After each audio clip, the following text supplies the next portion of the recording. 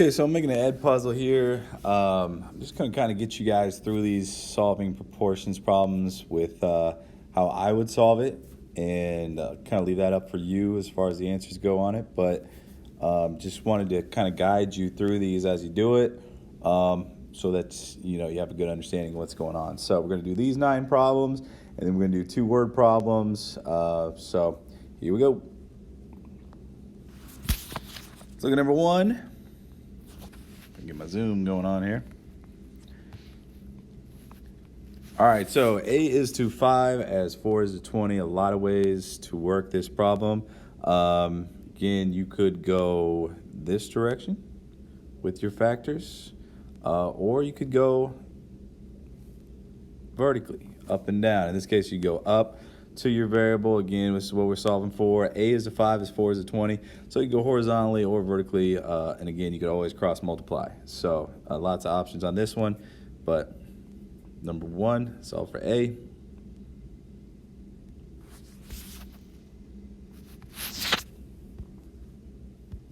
All right, let's look at number 2. Now, number 2, 3 is to 8 is 12 is to M. We're solving for M. There's our variable. Honestly, I look vertically going down, not much help, but I can go horizontally going across, right? So I would probably recommend going in that direction. But again, cross multiplying always works. Cross the river up and down the ladder works sometimes. Make sure you got the right factor in operation.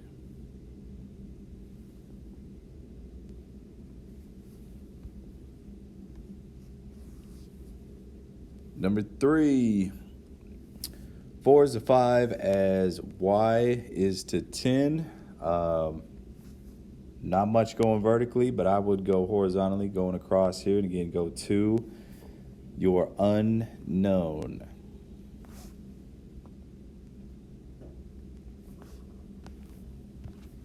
All right, number 4 over here. Now, this is a good situation to reduce and build up. Like, I would reduce 12/20ths, divide by a factor of 4, and then I would go across the river. But you can always cross multiply.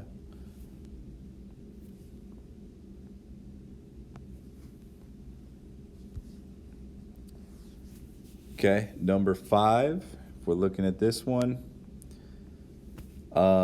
couple strategies. You could reduce that. I would go horizontally here and go across using the same factor. And again, in this one, remember, I'm going from 27 to 3.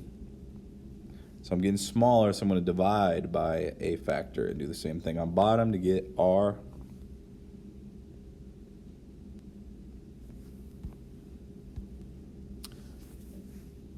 Number 6, D is to 18 as 2 is to 9. First one that pops out to me automatically is probably going in this direction across the river to solve for D.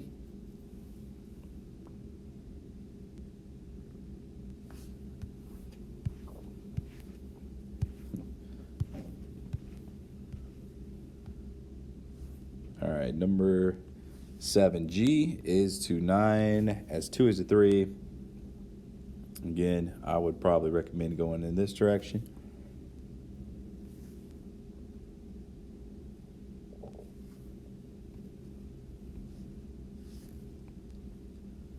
Number 8, 15 is 18 is K is to 12.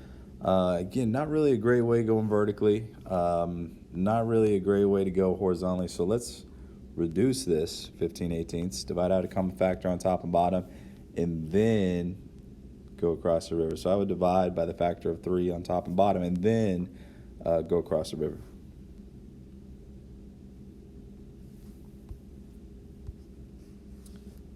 Okay, number 9. 15 is 24 as 3 is to something.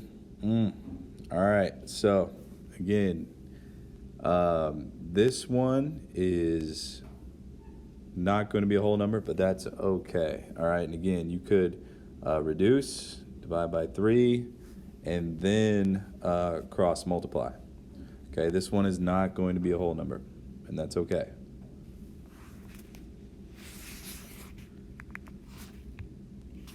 Okay, word problems. Let's take a look at these.